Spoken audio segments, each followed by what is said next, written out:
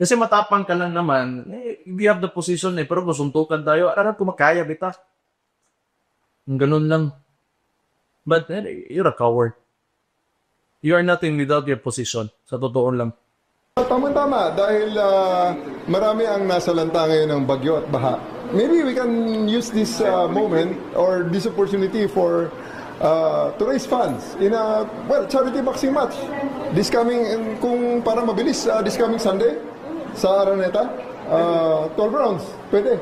12 rounds sa sundukan para maganda. At whether he's serious or not, sa atin, let's just put this on a better use. Kung yan ang gusto niya, madaling pagbigyan yan. Hindi ko naman siya pinapatulan. I just see this an opportunity para makatulong sa ating mga kababayan. Kaya nga, sigurado maraming sponsor nito and everything that, all the proceeds that we'll raise, we'll donate to charity. Ako, I'll donate to charity kung ano man ang maging part ko rito.